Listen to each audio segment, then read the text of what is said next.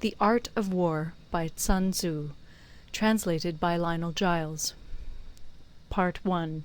Laying Plans. Sun Tzu said, "The art of war is of vital importance to the state. It is a matter of life and death, a road either to safety or to ruin. Hence it is a subject of inquiry which can on no account be neglected. The art of war, then, is governed by 5 constant factors, to be taken into account in one's deliberations, when seeking to determine the conditions obtaining in the field. These are 1. The moral law, 2. Heaven, 3. Earth, 4. The commander, 5. Method and discipline. The moral law causes the people to be in complete accord with their ruler, so that they will follow him regardless of their lives, undismayed by any danger. Heaven signifies night and day, cold and heat, times and seasons. Earth comprises distances, great and small, danger and security, open ground and narrow passes, the chances of life and death. The commander stands for the virtues of wisdom, sincerity, benevolence, courage, and strictness. By method and discipline are to be understood the marshalling of the army in its proper subdivisions, the graduations of rank among the officers, the maintenance of roads by which supplies may reach the army, and the control of military expenditure. These 5 heads should be familiar to every general. He who knows them will be victorious. He who knows them not will fail. Therefore, in your deliberations, when seeking to determine the military conditions, let them be made the basis of a comparison in this wise. 1. Which of the 2 sovereigns is imbued with the moral law? 2. Which of the 2 generals has most ability? 3. With whom lie the advantages derived from heaven and earth? 4. On which side is discipline most rigorously enforced? 5. Which army is stronger? 6. On which side are officers and men more highly trained? 7. In which army is there the greater constancy both in reward and punishment? By means of these 7 considerations I can forecast victory or defeat. The general that hearkens to my counsel and acts upon it will conquer. Let such a one be retained in command. The general that hearkens not to my counsel nor acts upon it will suffer defeat. Let such a one be dismissed. While heeding the profit of my counsel, avail yourself also of any helpful circumstances over and beyond the ordinary rules. According as circumstances are favourable, one should modify one's plans. All warfare is based on deception. Hence, when able to attack, we must seem unable. When using our forces, we must seem inactive. When we are near, we must make the enemy believe we are far away. When far away, we must make him believe we are near. Hold out baits to entice the enemy, feign disorder, and crush him. If he is secure at all points, be prepared for him. If he is in superior strength, evade him. If your opponent is of choleric temper, seek to irritate him. Pretend to be weak, that he may grow arrogant.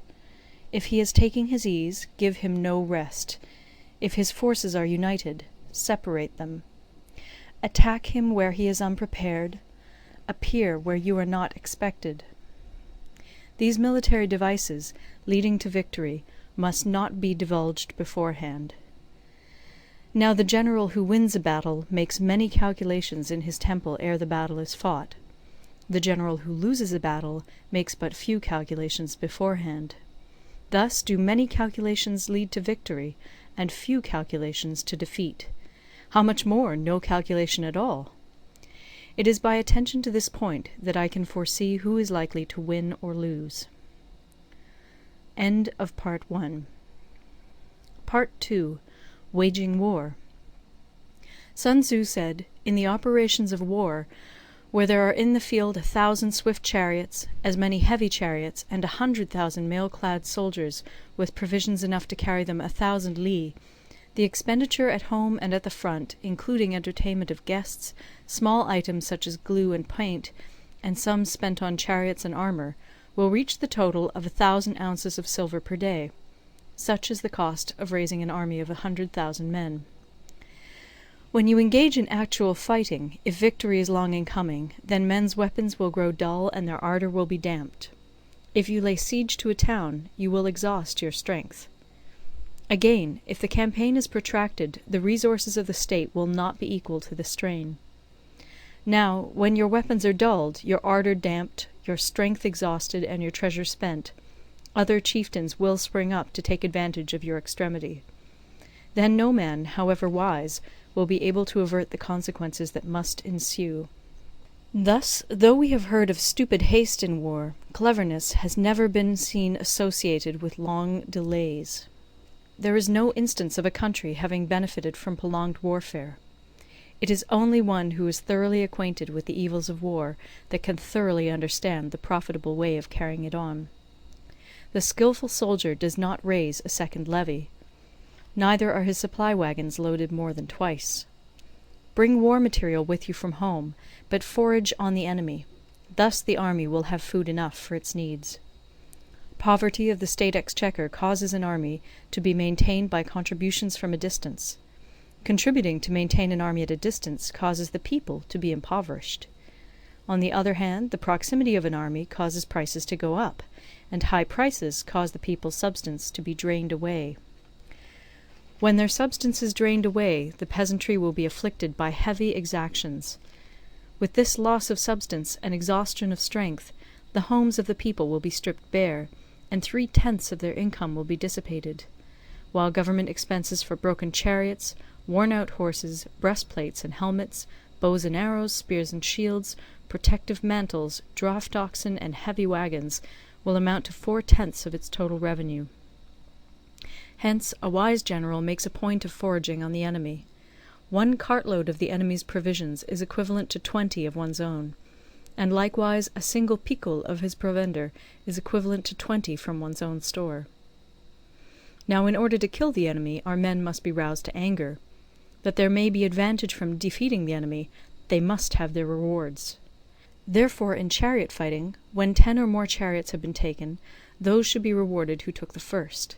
Our own flags should be substituted for those of the enemy, and their chariots mingled and used in conjunction with ours. The captured soldiers should be kindly treated and kept. This is called using the conquered foe to augment one's own strength. In war, then, let your great object be victory, not lengthy campaigns. Thus it may be known that the leader of armies is the arbiter of the people's fate, the man on whom it depends whether the nation shall be in peace or in peril. End of Part 2. Recorded in Toronto, Ontario by Moira Fogarty, October 2006.